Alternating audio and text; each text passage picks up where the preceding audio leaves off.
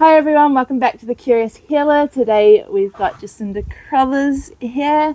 I'm Dana Marie and really excited to be here with you today. Yes, Yay. yes, welcome. So good to have you here too. Yeah, Jacinda is a mindfulness coach, an awesome human. She's got the Joy Initiative, the Joy Club that she's initiated, and just does a lot of incredible things down here in Papamoa.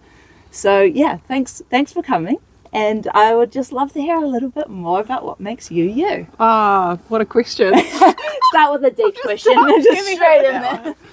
I think, well, firstly, so nice to meet you in person. Thank you. In real life is so much better than what we often see on a screen, I think. Yeah. There's so much deeper connection that comes from that interaction of hearts in a real life setting. So that's what I'm all about. I have been here back in Papamoa for the last nearly 5 years, I think, after an extended time overseas, 15 years overseas. And so came back home. This is where I grew up. This is where my roots are, my heart home, I like to say, close to the beach. And so I guess my work really now is around that opportunity and that ability that we have to come back to this space and operate from here.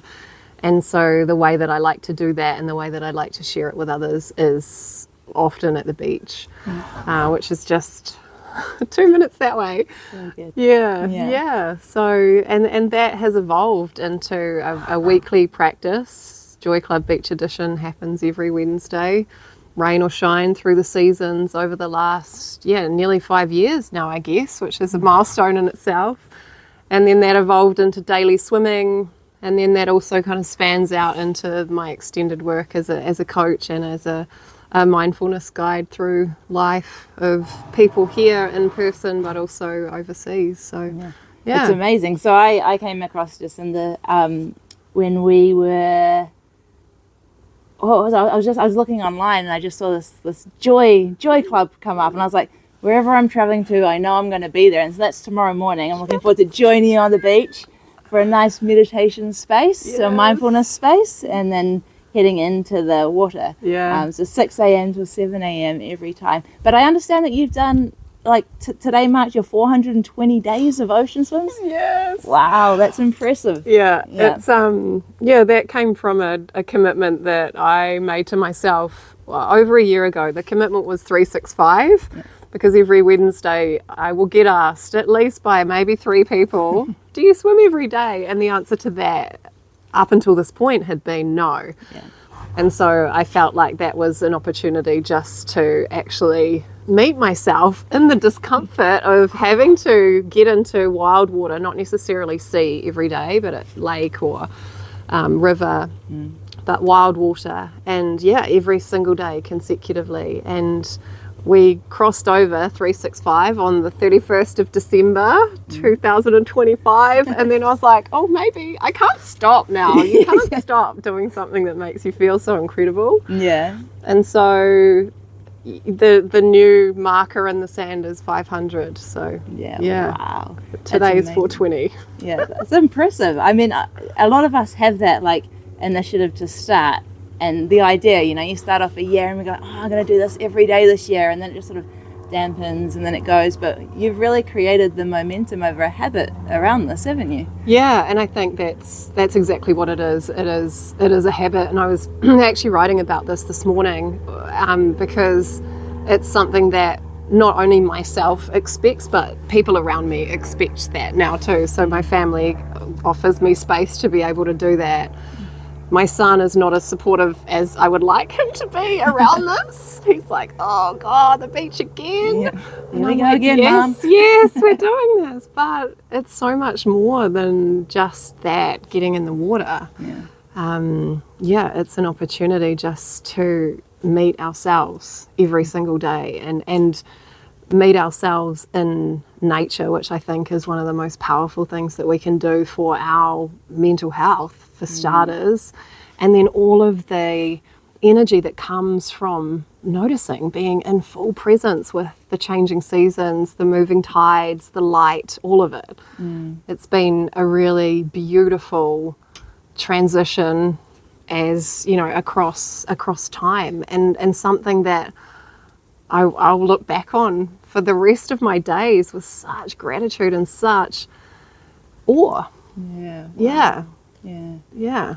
I love that, because it's not just a commitment to a practice of something. It's a commitment to yourself. And what you've done is, you're a busy mum. You've got lot on the go, as all mums do, or people do in lives with life and everything. But you've chosen to take a moment every single day for yourself, and that's a really inspiring thing.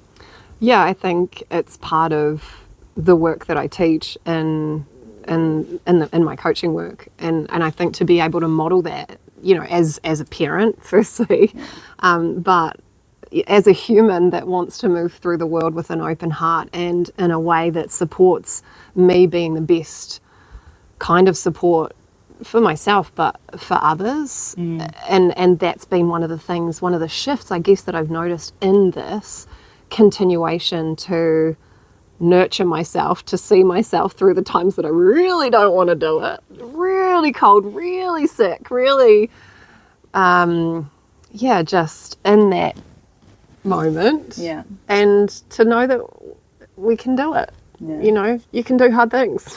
And and to be able to manage that and has been awesome.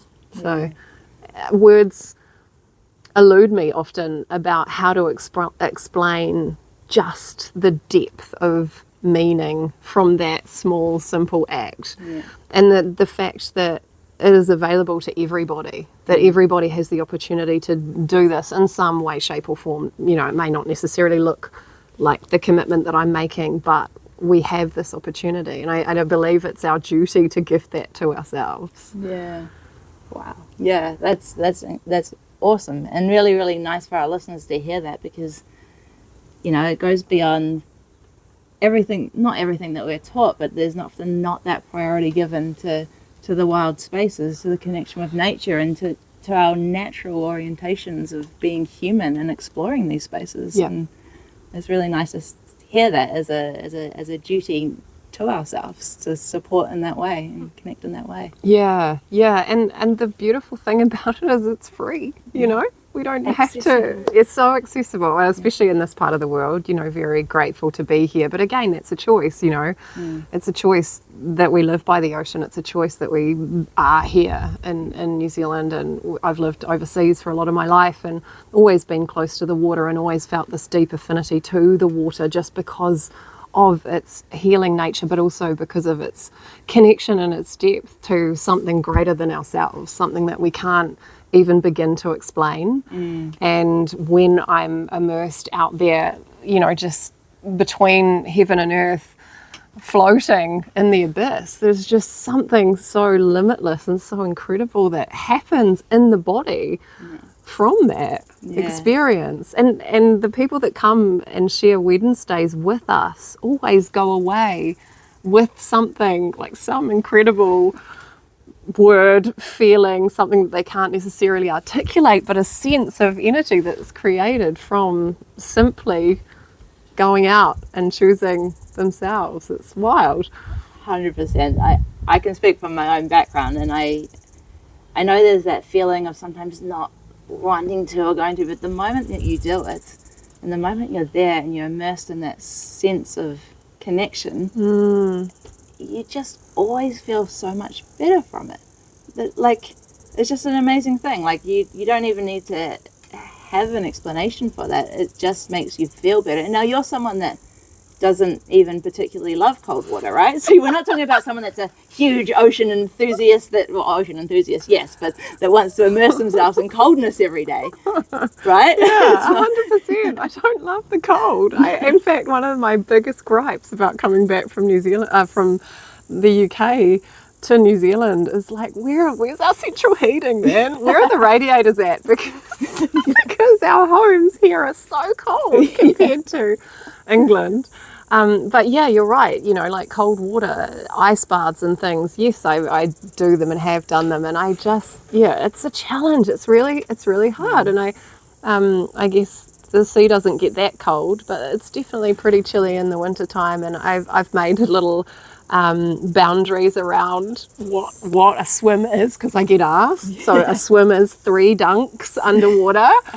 And in the summertime, that's super easy. In the winter, it's not as easy. But if we get in there and we do our 3 dunks, and that's usually around a couple of minutes of immersion, and that is known to have incredible scientific benefits. So, but we don't need that. We don't need that we don't need to know that there is, scientific evidence to,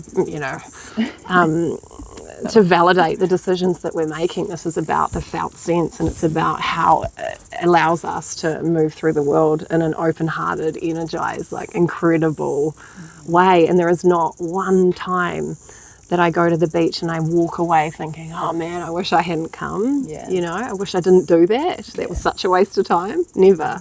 No. And there are always little nuances, little coincidences, little conversations, little connections that happen down there. And more so now, as I've done this over the years and over the seasons, just knowing the people that frequent the beach, knowing the shells that frequent the beach, knowing the tides and the moons and the star formations, and being able to see Matariki over the winter time rising, and being there to witness all of that.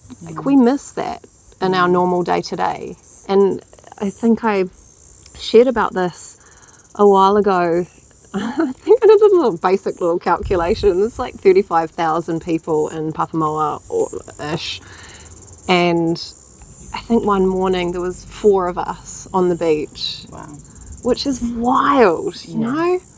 And we just have so much access to this beauty around us. And it's just an invitation to be able to notice where you can feel it more. And it may not necessarily be going to the beach and immersing yourself in water, but it may be simply just noticing the flowers that are starting to bloom in the garden, or the light that's shifting, or just little things like that that really bring us back to that sense of seasonal living in a creative way, Yeah, it's really important what you're saying too, because so many people paint an obstacle around wellness and in this inaccessible way of it's expensive, or it's this, or it's that, and it's actually not true. There are things that we might wish we had, but there's also so many things available right on our doorstep that support our well-being each and every day. Yeah. And that's what you're talking about here, the essence of those connections, those moments, Yeah. And it's a nice reminder to us all. Yeah, and having the opportunity to, I liken it to just meeting friends that you haven't necessarily met yet, especially in a community environment where people are coming together, and because it can be a nerve-wracking thing to come and be part of something, or choose to be part of something, especially something that's been happening for a little while. And I know for myself, I built this from nothing, and I used to go and just sit on the beach on my own, and that was enough, and that's always been enough. But the fact that we now get to do it with a big circle of people, and there are people that show up week after week because they feel something, and not only what they experience, but in the connection that they get with others. And so there's lots of little things happening that I'm probably not even aware of out in the ethos, which I love too. And I mentioned before knowing the dogs, and knowing the people that walk the beach, and having more of a presence and understanding how we get to really weave the tapestry of this community together. And you go to the supermarket now and you see people that come to the swim, or that know somebody that's been. And I walked into a yoga class the other day, and the guy sat next to me was like, "Oh, you're Arctic swimmer girl." And my dad taught him. And there's just all of these little connections that just happen from a simple decision. Yeah. It's incredible. It's incredible what you've created from just a personal desire to be more connected, but then from that connection space, creating a community and a movement around it. When I came across the Joy Club, I was like, oh, this just sounds fun. Like, what's this about? Like, who's this lady that's doing the Joy Club? And it is, like, you're igniting joy in the lives of whoever shows up on the day. Yeah. But not just in a way that you have to be present. You don't have to be in Papamoa. We can join the Joy Club anyway, right? Yes. Like, we can be a part of it anywhere around the world and just inspire that heart-centered space of being. Like, it's just amazing what you're doing. Yeah. Yeah. Did I capture that? Like, what if we were to share what the Joy Club means for you? Like, what's the essence of it? It's the essence of everything you're doing, right? Yeah, it's like a garden in full bloom. It's the cicada that's like chirping away at the moment. It is that champagne bubbles in your stomach kind of sense of, wow, I'm alive. That real aliveness of appreciation and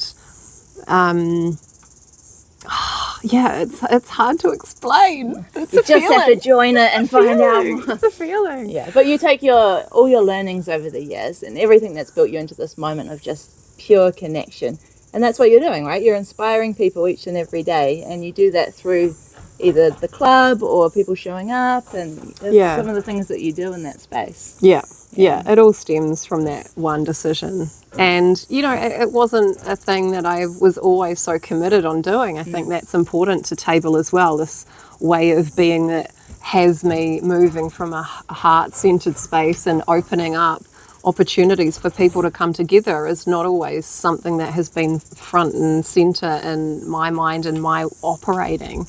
And often that happens, in transition when we experience things in life that are challenging or that are hard, and we are forced to turn inward and make some decisions about actually how we really want to feel.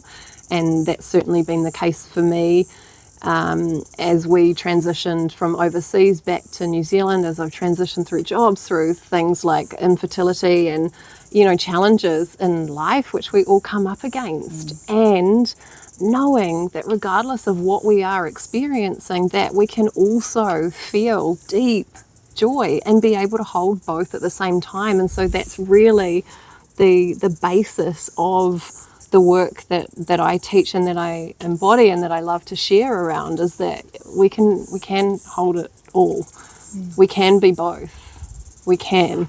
And the thing that really supports me come back to that knowing time and time again is being in nature and being surrounded by people that understand that and feel that and want to be and breathe that too. So, Joy Club is this real internal feeling that ripples outwards. And it is energy, and you can feel it. It is, there is something magic that happens in this proximity. So, yeah. Oh, I can't wait to ignite my joy. Yay! I already am. I'm joyful just being here. You're an amazing, person, and just incredible what you're doing. And I agree. Sometimes it's in the simplest things in life and living that are the most profound. But when we choose that first step for ourselves, the ripple effect's unknown. And I think it's a great example of what you're doing and what you've done. And thank you. Thank you for being alive. Thank you for being awesome. Thank you. It's really, really cool to meet you. Thank you. And I'm so excited for tomorrow. What a privilege. Oh. I love it. Yay. Yes. Yeah. Just a couple of things just before we go. How do people find you and connect with you, with your coaching, with your awesomeness, with Joy Club? Amazing. Thank you so much, firstly, for having me, and for being open to this kōrero. It's an important one, and one that I'd love to continue. I can't wait to hear more about your journey as well. Yeah, so exciting. All the fun. The best place to contact me is via Instagram. I am Jacinda Crothers Global on there, and then through there you'll find all of the things, the website and all the bits and pieces that I'm up to. I do in-person events, coaching, one-to-one, online, and lots of other bits. Joy Club is an online offering. It's a monthly membership, but there is the in-person stuff as well, which is really, really beautiful. So find me on Insta, and then we can have a conversation. Awesome. And if you're ever in Papamoa, come on down and join for a swim. Yes, absolutely. Wednesday morning, 6 a.m. Rain or shine. Rain or shine. Yeah, absolutely. I'll be there. Yeah. Thank you. You're welcome.